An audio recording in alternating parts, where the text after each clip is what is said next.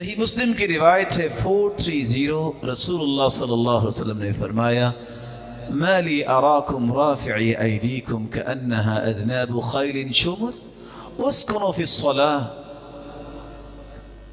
مجھے کیا ہے، میں تمہیں دیکھ رہا ہوں کہ تم اپنے ہاتھوں کو اس طرح اٹھائے ہوئے ہو جیسے کہ شریر گھوڑوں کی دمیں ہوں، نماز میں سکون اختیار کیا کرو. اصل بات کیا تھی؟ رسول اللہ صلی اللہ علیہ وسلم کی اگلی روایت کو دیکھیے. جابر بن سمرہ کہتے ہیں کہ جب ہم اللہ کے رسول کے ساتھ نماز پڑھتے تو ہم کہتے السلام علیکم ورحمۃ اللہ، السلام علیکم ورحمۃ اللہ، اور ہاتھ سے دونوں طرف اشارہ کرتے السلام علیکم ورحمۃ اللہ، السلام علیکم ورحمۃ اللہ. تو آپ نے اس بات سے منع کر دیا. لیکن آج برا ہو تعصب کا، وہ اسی بات کو لے کے کہتے ہیں دیکھا اللہ کے رسول نے رفع الیدین سے منع کیا ہے کہ یہ شریر گھوڑوں کی دموں کی طرح ہاتھ اٹھاتے ہیں، ایسا نہیں اٹھانا چاہیے.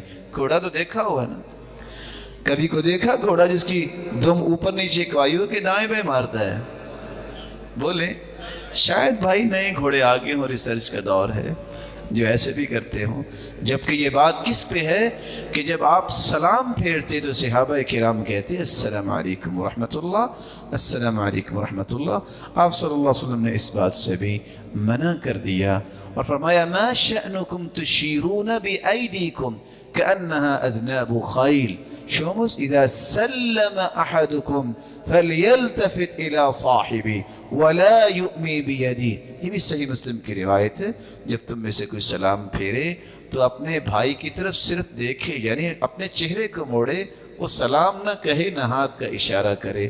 تو اس سے ایک تو پتہ چلا کہ ایسے سلام کے وقت کرنا نہیں چاہیے، اور دوسرا یہ بھی پتہ چلا کہ یہ امت کو جھوٹ سکھایا جاتا ہے، اور سکھانے والوں کو اللہ خوف عطا فرمائے جو رفع الیدین جیسی عظیم سنت کے مخالف ہو کر اس طرح کی من گھڑت باتیں پیش کرتے ہیں.